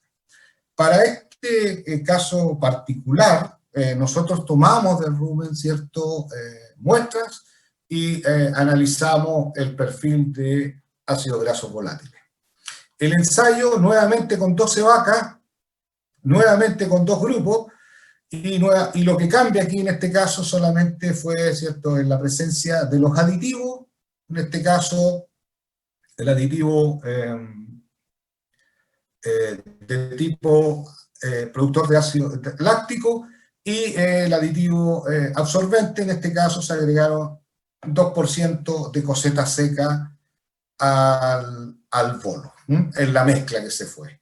Y mantuvimos los mismos parámetros en general de oferta de pradera y suplementación con concentrado, lo que habíamos señalado para el ensayo del 2018 de la coseta de remolacha ensilada, húmeda. Bien, ahora les muestro, ¿cierto?, las mediciones. Aquí en la imagen pueden ver ustedes una foto de la coseta húmeda ahí, ¿cierto?, de la que fue ensilada. La calidad fermentativa del ensilaje ya la demostraron, ¿cierto?, ya la señalé como donde la hicimos. Lo mismo la fermentación ruminal, el manejo de pastoreo fue de igual manera, y la medición de la composición de alimentos también. Quisiera señalar acá que en general lo que encontramos fue, desde el punto de vista de diferencia entre uno y otro, solamente aspectos de tipo de el pH, ¿cierto? Logramos con el aditivo un pH un poco más bajo, y también una menor concentración de nitrógeno amoniacal, ya significativa, y principalmente dentro de lo que nosotros pudimos observar de estos dos ensilajes, ¿cierto?, uno con aditivo tanto biológico como absorbente versus el que no los tenía. Desde el punto de vista de la concentración de ácidos grasos volátiles y de la proporción de estos en el animal, ¿cierto?, esto tomado, ¿cierto?, como ya les señalaba, de muestras de licor ruminal por una sonda nasogástrica que permitió, ¿cierto?, extraer licor ruminal y después llevarlo al laboratorio para hacer las determinaciones correspondientes. pudimos observar que obviamente no encontramos diferencia en el animal en la presentación de tanto total de ácidos grasos volátiles, ¿cierto?, por litro, ni como las proporciones, como se ve acá abajo, ¿cierto?, de los principales ácidos grasos volátiles presentes en el rico ruminal, como son el acético, el propiónico y el butírico. Obviamente encontramos algunas diferencias que son tendencia a ser bastante más lógicas de encontrar, que podrían, ¿cierto?, señalar diferencia en el caso, ¿cierto?, del butírico, cuando comparamos el horario de las 4 de la tarde y de las 10 de la noche cuando hicimos las mediciones. Entre tratamiento no hubo diferencia, pero cuando hicimos la comparación entre horarios, obviamente pudimos ver, por ejemplo, que había más ácido butírico a las 10 de la noche, lo cual obviamente porque estaban consumiendo ensilaje, y el ensilaje es uno de los que produce el ácido butírico. Por lo tanto, era lógico que eso ocurriera, ¿ya? ¿Por qué hicimos esta diferencia de horario? Cuando no hay interacción no la muestro, pero cuando hay, es porque nosotros queríamos ver que si se llegaba a producir un daño entre el pH que llegaban las vacas una vez de pastorear a cuando estas, una vez que hayan comido su ración totalmente mezclada. O sea, en el fondo ver si el ensilaje generaba este efecto negativo sobre, por un lado, sobre el pH, como lo vimos aquí arriba, ¿cierto?, en la primera parte de la diapositiva, o sobre la concentración de ácidos grasos volátiles totales. Y no ocurrió. No ocurrió, así que pudimos encontrar que estaban dentro de los rangos normales. Ustedes pueden ver los pH muy parecidos, en general bajó un poquitísimo, pero no significativo, y la concentración de ácidos grasos volátiles también se mantuvo, ¿cierto?, similar en milimoles por litro a lo que habían llegado desde la pradera a lo que terminaron una vez, ¿cierto?, consumido el ensilaje. Y el tercer experimento fue que también lo realizamos el año pasado, una vez que terminamos el ensayo de evaluar el aditivo, nos quedamos conformes con el aditivo, creímos que era importante agregarlo, pero pensamos, ¿cierto?, que era también importante ahora también ver la posibilidad de buscar otro aditivo absorbente, que pudiesen, ¿cierto?, ayudarnos a aportar, por ejemplo, proteína, en este caso, o fibra, con lo cual podríamos lograr un alimento que tuviera una utilidad a través del año en las distintas épocas restrictivas, y además darle una cierta estabilidad mayor al bolo ensilado. Entonces, en el tercer experimento, que tuvo como objetivo evaluar la remolacha azucarera, el ensilaje de maíz o el maíz grano húmedo sobre la respuesta productiva de vacas lecheras con limitado acceso a la pradera. Nuevamente, la estación experimental, mantenemos la misma foto ahí, como ustedes pueden ver. En este caso fueron 63 días, tuvimos 3 periodos porque teníamos 3 dietas distintas, ¿cierto? Ensilaje, remolacha azucarera, ensilaje de maíz, y además maíz grano húmedo como aporte energético importante. Y hicimos, ¿cierto?, adaptación previo al periodo preexperimental, ¿cierto? Hicimos una adaptación de 14 días en cada uno de los periodos, y hicimos todas las mediciones en los últimos 7 días de cada periodo. Utilizamos en este caso vaca multípara 18 con producción de leche en inicio de ensayo, y aquí nos fuimos con vacas de inicio de ensayo porque queríamos comparar los alimentos, ¿cierto?, las estrellas que siempre se ha dicho, ensilaje de maíz, maíz grano húmedo, las conocemos, tenemos experiencia acá en la universidad hace varios años, ¿cierto?, que están incluso citadas en algunos catálogos de empresas de acá del sector agrícola, que muestran, ¿cierto?, que importantes producciones con ensilaje de maíz y maíz grano húmedo en vacas en primavera. Entonces quisimos desafiarlas con estos alimentos al ensilaje de remolacha azucarera. Y las vacas, ¿cierto?, eran vacas a inicio de lactancia con 67 días. Acá usted una imagen de los bolos, acá ya digamos estos son los otros bolos, hicimos ya, ustedes pueden ver un número mayor, ya tuvimos todos los animales, y ya tuvimos, ¿cierto?, 63 días más, los días, 14 días previos de acostumbramiento, la dieta, manejo, todos los animales, así que aproximadamente casi 70 días de experimentación. Entonces recorríamos de un gran grupo de alimentos.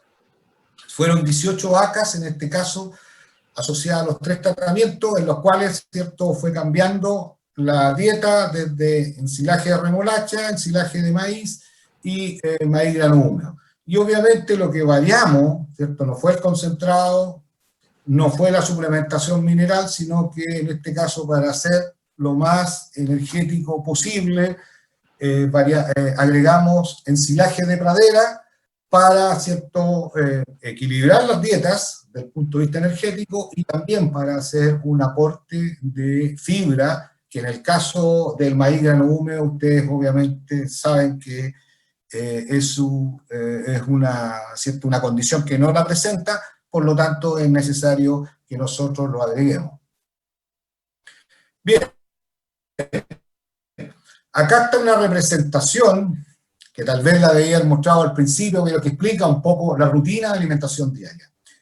Ustedes ven acá los 3 tratamientos, los cuales la primera ordeña de la mañana, entre las 8 y las 9, después salen a pastorear las vacas, ¿cierto?, en la línea verde, pastorean desde las 9 hasta las 4 de la tarde, llegan a la ordeña, aproximadamente una hora, ¿cierto?, que destinábamos ahí, y posteriormente pasaban a la alimentación del galpón, y estaban hasta el otro día, desde las 5 de la tarde hasta el otro día en la mañana. Aquí tenemos una imagen de los animales en el galpón, ¿cierto? Cada animal acá, ¿cierto?, tiene, ¿cierto?, la posibilidad de tener un comedero individual, tiene agua en forma individual, tiene su cama, ¿cierto?, y él tiene una condición bastante adecuada y de acuerdo a las normas de bienestar animal de la universidad. Y acá vemos que en este caso, ¿cierto?, que lo que significaba la ordeña de la mañana, una cierta cantidad de concentrado, medio kilo en la tarde, y el resto se daba en la ración totalmente mezclada, una oferta pradera de 18 en este caso, y el consumo de alimentos acá en el galpón, como está señalado en azul.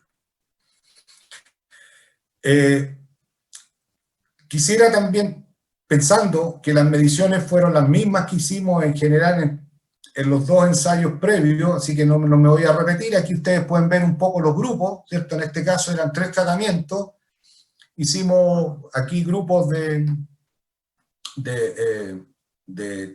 2 vacas, ¿cierto? Entonces llegamos a tener, en este caso eran 3 por 3, 9, llegamos a tener 9 grupos de vacas para hacer la medición individual de consumo. Y ustedes pueden ver aquí, apreciar aproximadamente cómo se trata de ver cómo están los grupos puestos hacia abajo, ¿cierto? Cada uno en forma individual para poder, ¿cierto?, medir el consumo de pastoreo entre lo ofrecido y lo rechazado, cada uno con su agua, ¿cierto? Compartían agua entre 2 grupos, como pueden ver aquí, este grupo y ese, y así sucesivamente. ¿Ya? Ahora bien, ¿por qué utilizamos esta manera? Uno, porque ya lo dije, para poder medir bien, lo mejor posible, el consumo de alimentos en pradera, y segundo, es porque todos sabemos, cuando se usa TMR parcial, que es posible aumentar el consumo de alimentos y sobrepasar los consumos que se logran con pradera más concentrados. Si no hubiéramos podido hacer eso, ¿cierto?, no hubiéramos podido alcanzar los niveles productivos de las vacas al inicio del ensayo, y además, que como incluso las vacas que estaban en el segundo tercio estaban con niveles productivos altos, llámese 28 litros de leche al día, era imposible decir que no lo hubiéramos logrado con suplementación.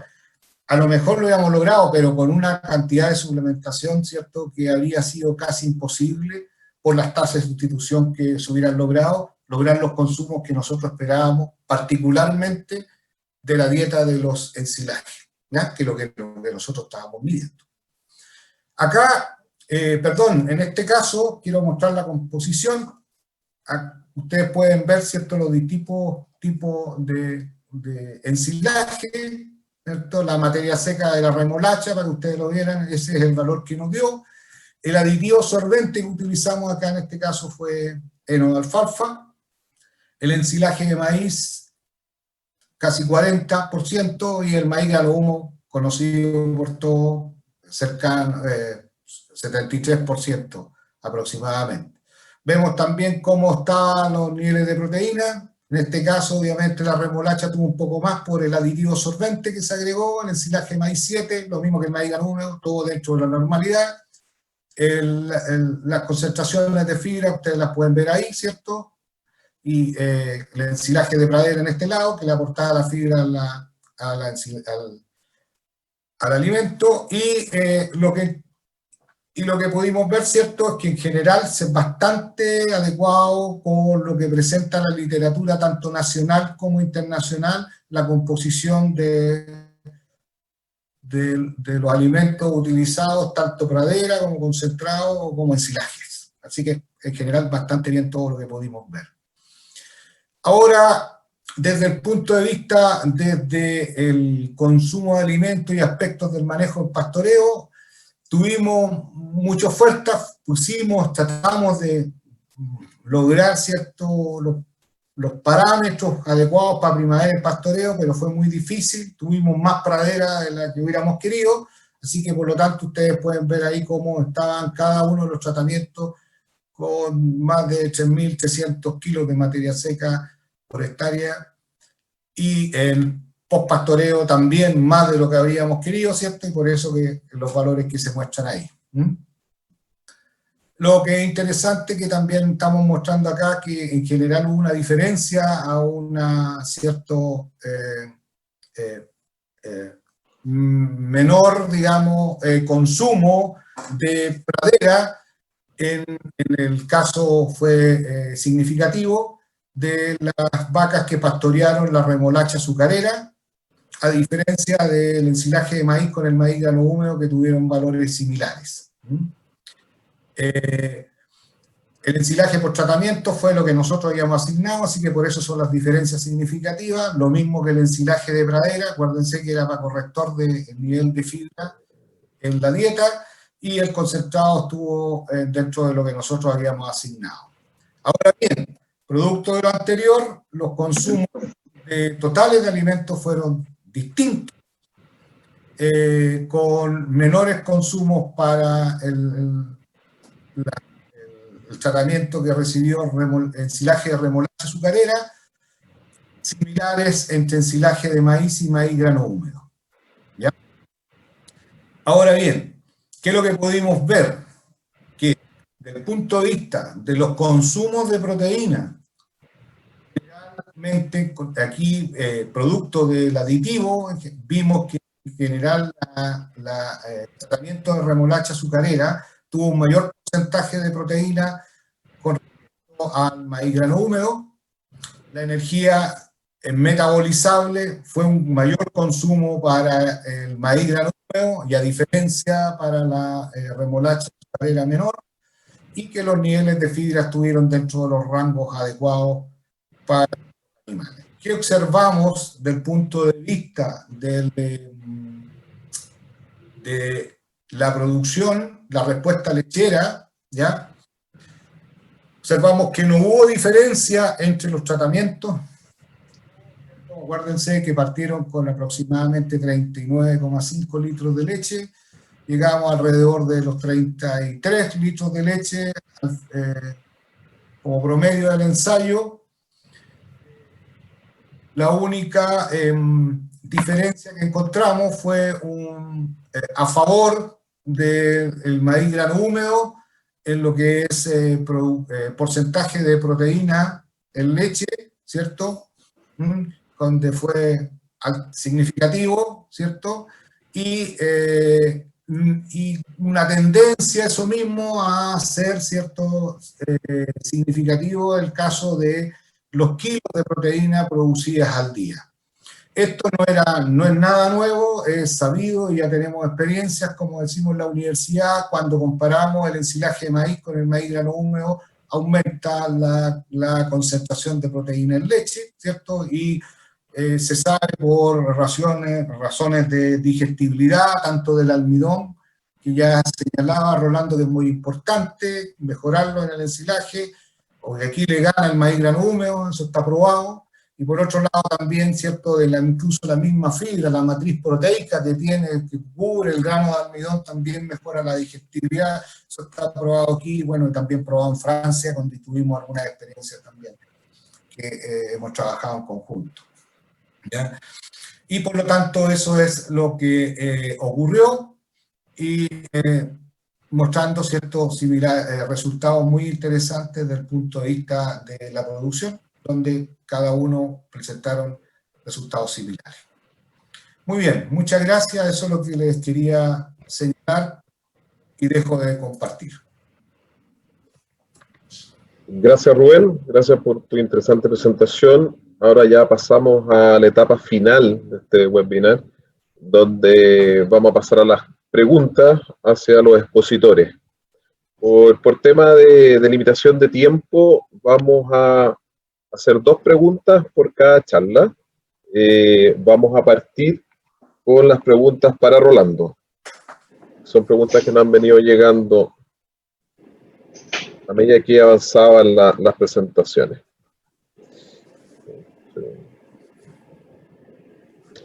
Voy a aprovechar de hacerte, Rolando, las 2 preguntas.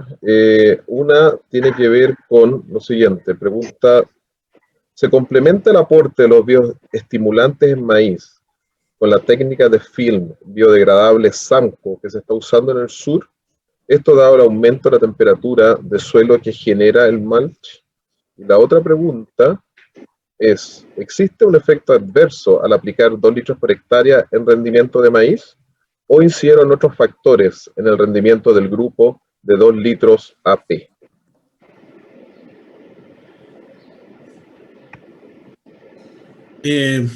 Bien, respecto a la primera pregunta, indudablemente el frío cambia la condición de estrés de la planta y la hace una planta que está en una condición de temperatura del suelo diferente, y por lo tanto, en realidad el efecto que podría generar la aplicación de un aminoácido, de un grupo de aminoácidos como es el que tiene el producto que estamos hablando, no sería tan importante en el ámbito del rendimiento, pero sí sería importante en el ámbito del cambio en la calidad, como lo he mencionado anteriormente.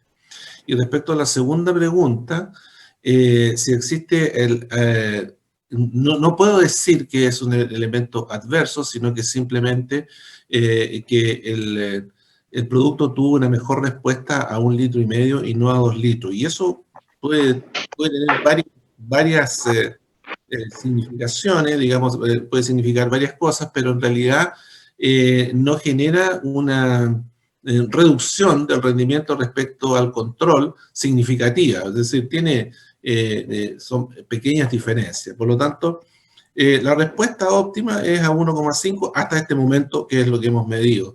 En 2 litros no hay un efecto adverso, porque si fuera adverso significaría que tendría que haber una reducción significativa en el rendimiento respecto al control. Muchas gracias, Rolando. Y ahora voy a pasar a preguntarle a Jonathan, porque llegaron algunas consultas que tuvieron que ver con el cultivo de la remolacha. Jonathan, consultan sobre la fecha de siembra del cultivo y si hay diferencia de manejo entre las variedades azucareras y forrajeras. Esa es la primera pregunta. La segunda inquietud tiene relación con el efecto que tiene el pastoreo sobre la estructura del suelo. Y bajo ese nivel de barro, si existe ingestión por parte del animal, ¿a cuánto llega esto y si pudiera tener efecto en los animales? Bueno, con respecto a la primera consulta, la verdad es que el tema de la fecha de siembra acá en la zona va del orden de el 15 de septiembre en adelante, por lo general por temas climáticos. La verdad es que quisiéramos sembrar antes, pero no se puede. Para lo que es toda la zona costera de la carretera hacia la costa, digamos, desde el 15 de septiembre hasta el 20 de octubre, más allá no es recomendable. La verdad es que llegamos muy ajustados a los rendimientos en marzo o mayo cuando hay el consumo. En la zona de la carretera hacia la cordillera, digamos, lo que es suelo más trumado, más permeable, la verdad es que ahí podemos extenderlo un poco más desde el 15 de septiembre hasta primera semana de noviembre como máximo. Más allá no es recomendable. La diferencia entre las variedades, sí, la verdad es que las variedades forrajeras son más emergen más sobre el suelo, están más disponibles para el consumo del animal, sobre el 40% de la raíz, 40-45% de la raíz expuesta sobre el suelo. Y la verdad es que las azucareras sí son muy pivotantes. La verdad es que la azucarera no sirve a pastoreo directo. Ya, eso es muy marcado entre las dos variedades. Porcentaje de materia seca en las variedades forrajeras son del orden del 15% de las variedades nuestras, y en el caso de las forrajeras llegamos a un 25-26% de materia seca por hectárea. En cuanto a los consumos, la verdad es que sí se ven afectados los días de lluvia, la verdad es que los consumos bajan, pero la gran garantía que tiene la remolacha en este caso es que los días de lluvia posterior al consumo, la raíz se lava y los animales vuelven a pastorearla y vuelven a repasar y a limpiar. La verdad es que el consumo se ve afectado solamente los días de mucha excesiva lluvia y mucho barro. Y en cuanto al suelo, sí, la verdad es que podemos generar un pie de arado dependiendo de la cantidad y peso vivo animal que tengamos por metro cuadrado. Eso es un poco. Y para el tema de los consumos, siempre es recomendable, porque comen tierra, el clostridial y el selenio antes de ingresar a los predios. Eso. Gracias Jonathan. También nos llegaron preguntas para Rubén y su presentación. La primera es: ¿presentan los azúcares el mismo riesgo de producir acidosis que los almidones? ¿Y cuál sería la tasa de sustitución del almidón por azúcares? Y la otra pregunta es: ¿cuál sería la cantidad recomendada de ensilado de coseta en materia seca por vaca al día? Bueno. Muy buena consulta. Voy a partir diciendo que en realidad falta harta información con respecto para poderla responder con toda la probidad. En realidad esto, como ya les decía, es bastante nuevo, pero voy a tratar de hipotizar alguna idea. Primero, en general nosotros vemos que en la dieta de los animales necesitamos una cantidad de almidón, por lo tanto, en general, en el caso que si nosotros incluimos remolacha azucarera, estos tienden a bajar comparado con el caso del ensilaje de maíz o el maíz grano 1, ¿cierto? Por los porcentajes de almidón que tiene cada uno de ellos. Ahora bien, por otro lado, cuando nosotros incorporamos remolacha azucarera, lo que estamos incorporando carbohidratos del tipo soluble, ¿cierto? Del tipo que están en presencia importante, más de 50 o 60% en el alimento, principalmente en la raíz, como en toda, ensilada como en toda, y que es principalmente sacarosa, y lo cual, ¿cierto?, es glucosa y fructosa que están ahí disponibles. Por lo tanto, esto también hay un requerimiento y hay un interés nuevo de tener cantidad de azúcares importantes en la dieta. Se está hablando que tiene que haber un cierto porcentaje mínimo también para generar. Pero sin embargo, si uno sobrepasa los niveles de inclusión, que estamos hablando de que el total de la dieta pudiese ser sobre un 40, un 50% de la dieta, existiría demasiada cantidad de carbohidratos de rápida disponibilidad, lo cual podría tender a bajar el pH a nivel ruminal. Nosotros no encontramos nada porque si ustedes se recuerdan, la dieta iba a significar aproximadamente un 85% de la materia seca ensilada del total. De los 20 kilos, ya 6,3 que estuvimos dando, así que por lo tanto andábamos por ahí y sin problema para el animal de ningún tipo. No afectó ni la fermentación ruminal, ni afectó tampoco el tema de la fermentación ruminal, ni tampoco el nivel de pH. En la de la coseta, ahí que se me quedó. ¿Cuál era el segundo punto de la coseta, perdón? En particular en el ensilaje de coseta. Sí, ¿cuál es la cantidad recomendada de ensilado coseta en materia seca por vaca al día? Ya, es que ahí podría yo seguir con el mismo comentario. En general las experiencias hablan de que uno no debiese andar alrededor del 40%. Ahora, como digo, nosotros en este caso particular llegamos a esos niveles con muy buenos indicadores, tanto en el mejoramiento de la fermentación, porque cuando analizamos, ¿cierto?, en el ensayo, pudimos ver que, por ejemplo, hubo una baja significativa de la concentración de urea en leche, vimos también una baja en la concentración de urea en sangre, y además también una disminución en el rumen. Y por otro lado, estabilidad de pH. Así que yo quería decir que hasta ahí podríamos llegar. Más experiencia que yo conozca, por lo menos en Chile no. Donde sí hay datos importantes en Alemania y hay unas revisiones en Journal de Nutrición, donde sí los alemanes han estado trabajando, avanzando en porcentajes más. Lo que han probado que cerca de 50 o 60% ya es negativo para la fermentación ruminal, disminuyendo incluso las características de la fermentación. Eso sería mi comentario. Gracias, Rubén, por la respuesta. Bueno, con esta última respuesta vamos a dar por terminado nuestro webinar.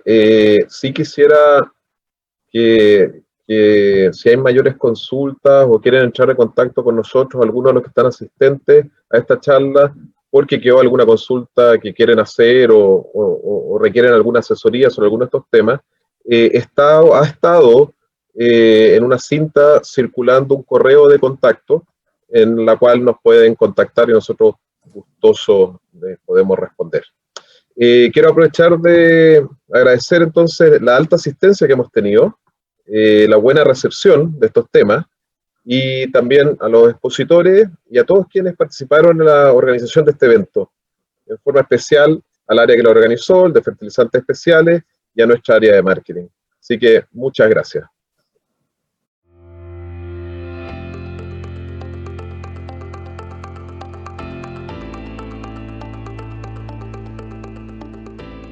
¿Por qué la remolacha forrajera es una excelente alternativa para la nutrición animal? ¿Qué es la remolacha forrajera?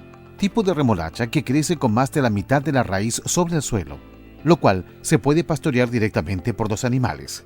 Su origen. Se usa en Europa hace siglos para la alimentación del ganado. Hoy se utiliza en países como Alemania, Francia, Bélgica, Holanda y Dinamarca. Su boom de utilización comenzó hace 10 años en Nueva Zelanda, convirtiéndose en el cultivo forrajero de crecimiento más rápido en su historia, pasando de menos de 100 hectáreas en el 2007 a aproximadamente 60.000 hectáreas en la actualidad. En Nueva Zelanda se utiliza en la producción de carne bovina, leche y sistemas ovinos. Principales ventajas del cultivo.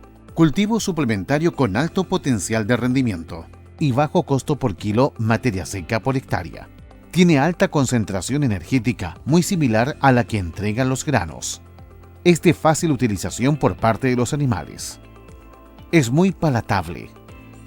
Es una alternativa de otoño-invierno. El cultivo en Chile.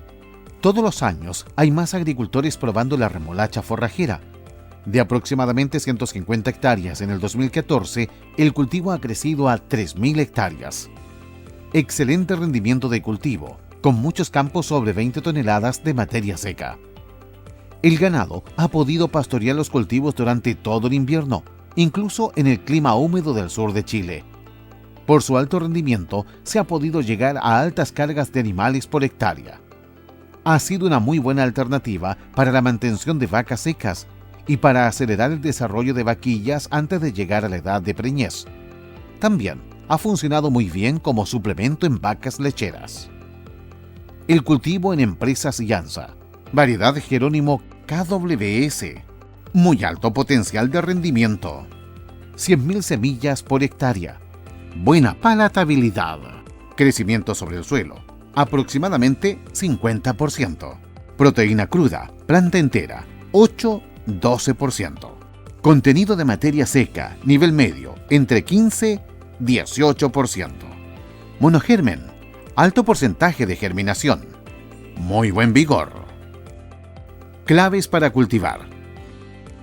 Elección de potrero. Preparación de suelo.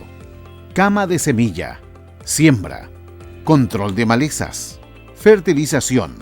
Control de hongos e insectos. Terminar con un cultivo sano y con buena hoja. Claves para alimentar. Diseñar un plan de alimentación. Es parte del servicio de asesoría experta que se ofrece junto con la semilla. Proceso de transición. Tener en cuenta cerco eléctrico. Suplemento. Con años de experiencia en el manejo de cultivos, Empresas Jansa asesora desde la siembra hasta la cosecha de la remolacha forrajera y acompaña a sus clientes en el manejo de alimentación de sus bovinos.